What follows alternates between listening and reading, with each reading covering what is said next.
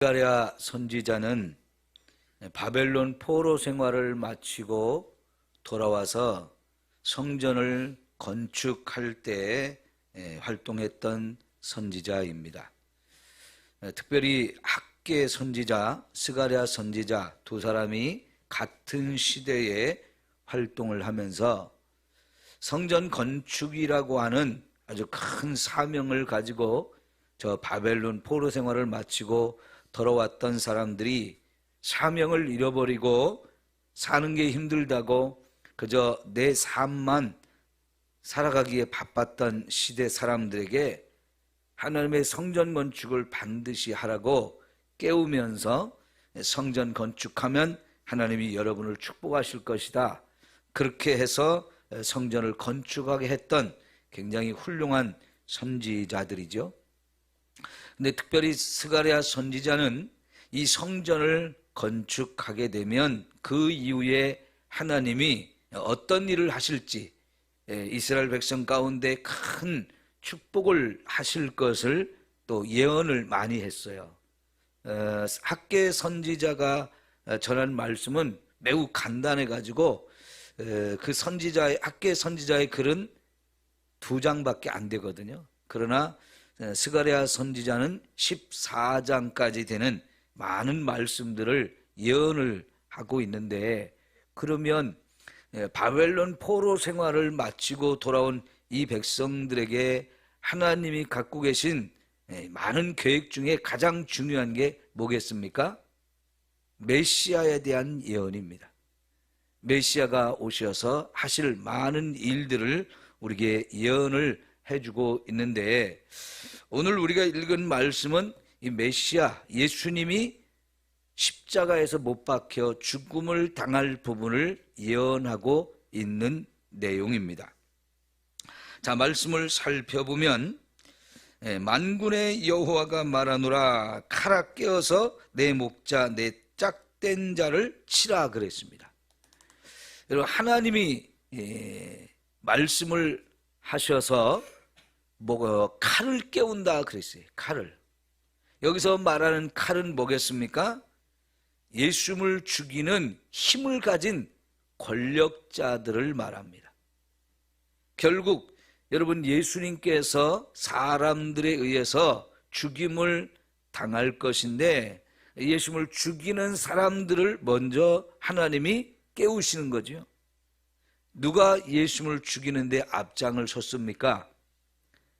예수님 당시에 대제사장, 그리고 바리새인, 장로들, 이 사람들이 예수님 당시에 유대 땅 전체의 대표자들이었습니다.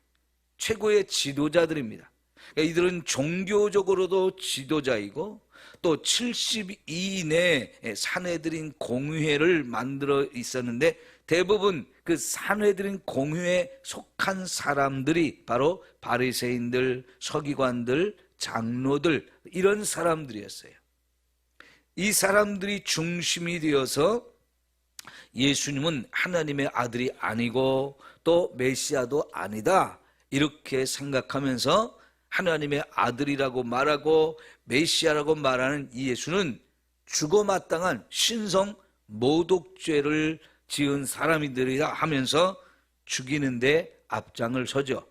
그러나 자기들 힘으로는 예수님을 죽일 수가 없었기 때문에 총독에게 끌고 가서 총독에게 죽여달라고 하죠. 그때 총독은 누구입니까? 빌라도이죠. 이 빌라도를 이용해서 결국은 예수님을 재판을 하고, 빌라도도 재판을 해보니까 예수님을 죽일 죄가 없었어요. 그래서 석방을 하려고 했지만 워낙 유대 지도자들이 거세게 죽이려고 하니까 그들의 마음을 사기 위해서 결국은 예수님을 십자가에 못 박으라고 결론을 내리고 죽게 하죠. 자, 그렇게 해서 이제 예수님을 죽이게 되는데, 우리가 이 말씀을 좀 잘 생각해 봅시다.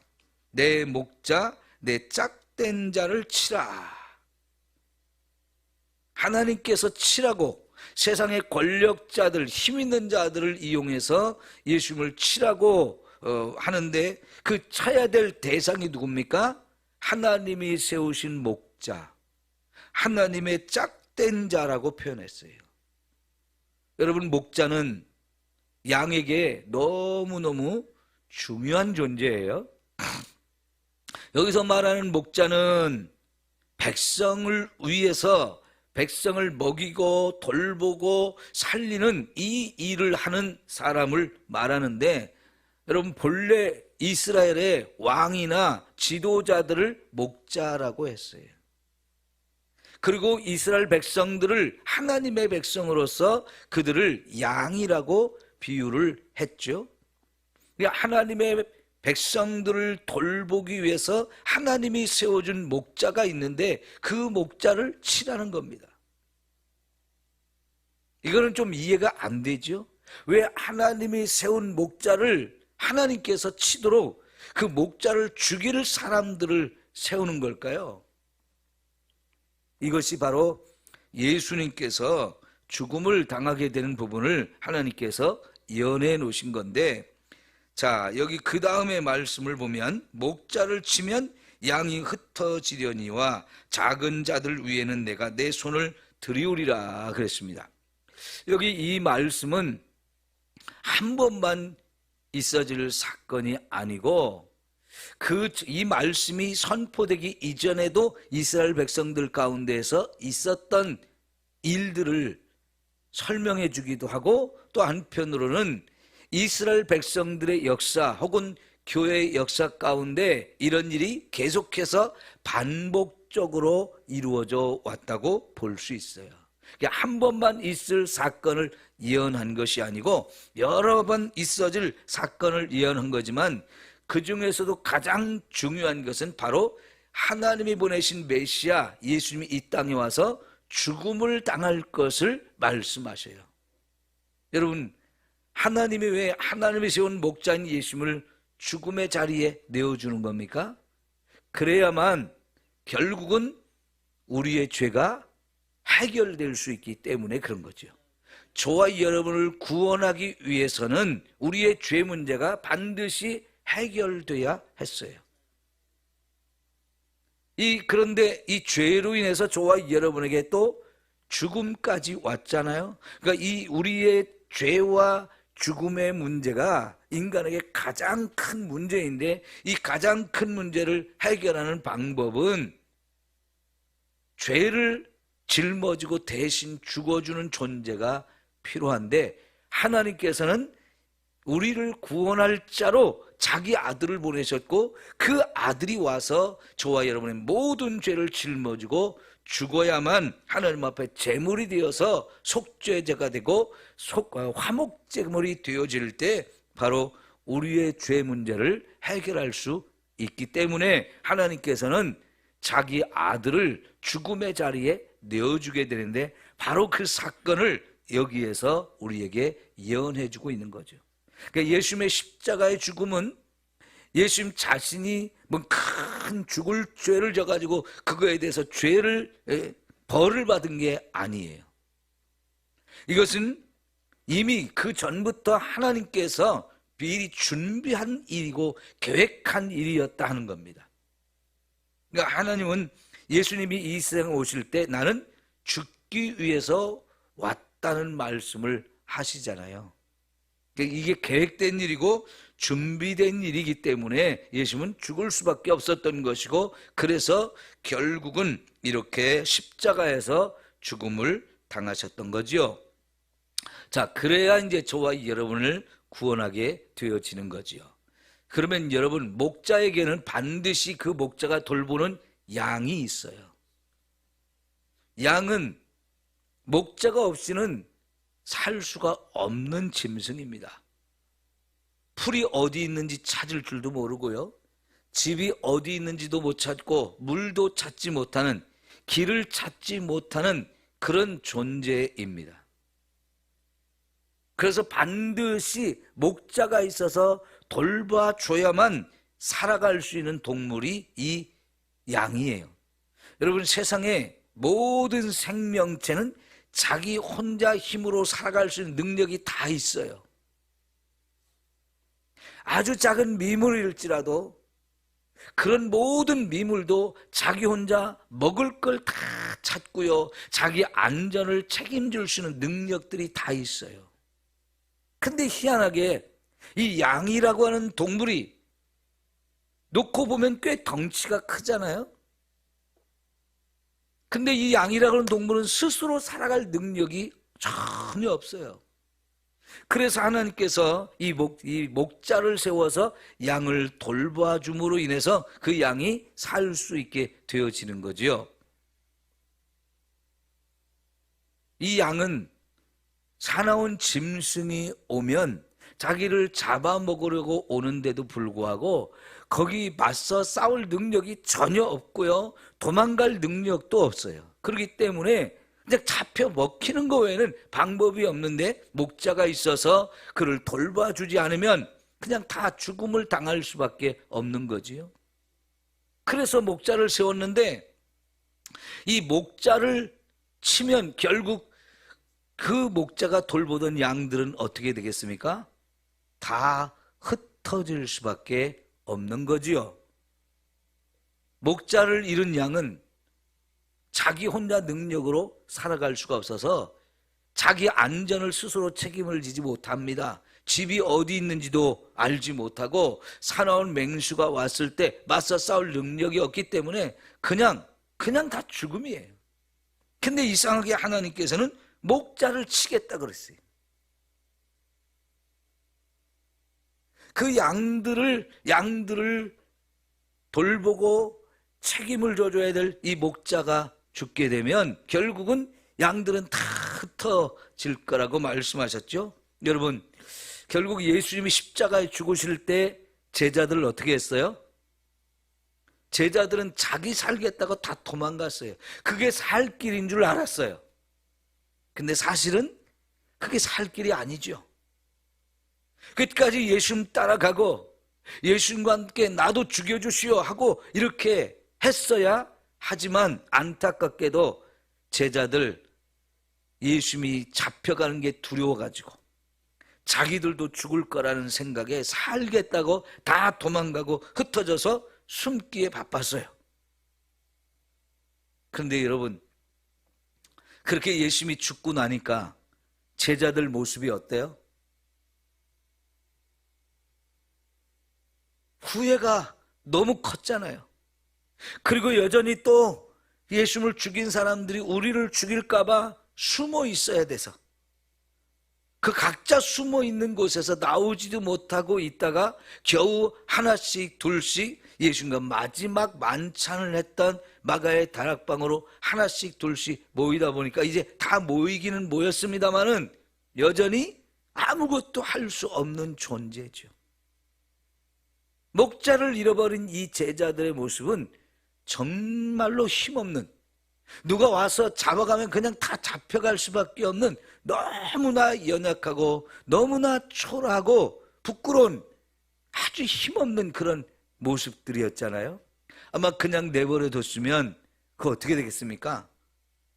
그냥 예수님의 제자라고 할 수 있는 존재가 하나도 없이 다 사라질 수밖에 없었을 거예요. 그런데 여러분, 오늘 말씀 보니까 그 흩어진 작은 자들 위해 내가 내 손을 들이우리라 그랬죠.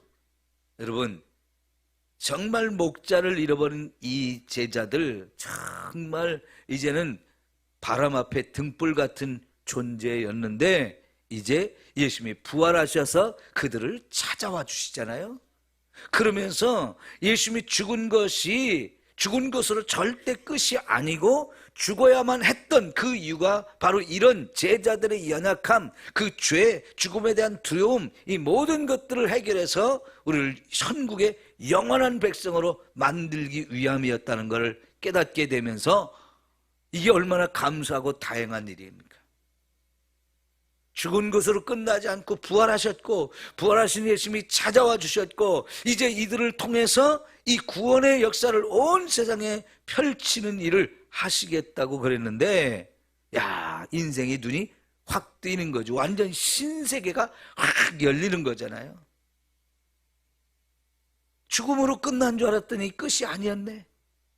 오히려 그 죽음이 예수님과 더불어 함께 죽어 마땅한 우리들을 다 살려가지고 죽어가는 인생을 살리는 일을 우리를 통해서 하신다고 하니까요, 완전히 세상도 달라지는 것이고 우리 인생도 달라지는 놀라운 변화가 그들에게 임하는 거잖아요.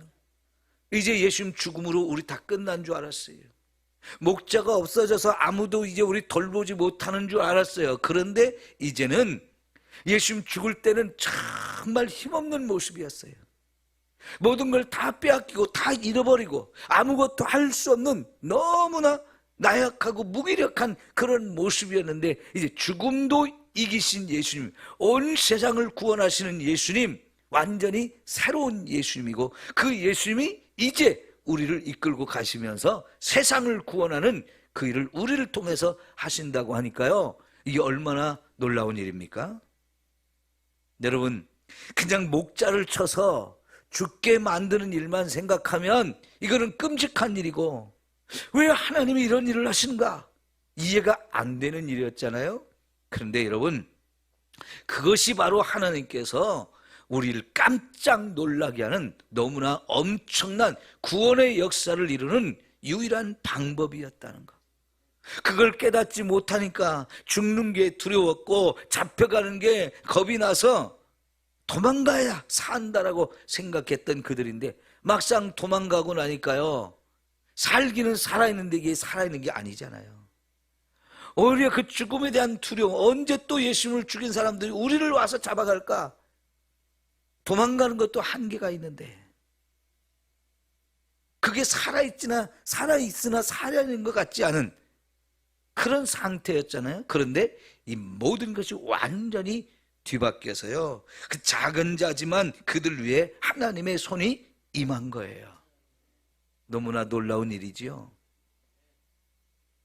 여러분, 이렇게 해서 첫 번째 우리가 볼 수 있었던 예수님의 죽음과 제자들의 흩어짐, 그러나 그걸로 끝나지 않고 예수님도 부활하셨고, 부활하신 예수님이 예수님 버리고 도망간 그 사람들 버리지 아니하고 또 찾아와서 일일이 하나씩 다 품어주면서 그들을 세워서 다시금 복음을 전하는 새로운 인생으로, 세상을 구원하는 그 위대한 일을 감당하는 사람으로 바꿔주는 일이 이제 1차적으로 이루어졌죠. 자, 그런데 여러분, 그 다음 말씀을 보십시오. 여호와가 말하노라, 이 온 땅에서 3분의 1은 멸망하고 3분의 1은 거기 남으리니 그랬어요. 여러분, 이 세상에 하나님의 백성이라고 할 수 있는 사람 3분의 2는 다 가짜더라는 거예요. 3분의 1만 남게 된다는 거예요. 제가 목회를 하면서 늘 고민이 그거예요. 과연 우리 성도들 가운데 얼마나 알곡이 있을까? 네? 얼마나 알곡이 있을까? 갈수록 목회가 힘들다는 생각이 들어요.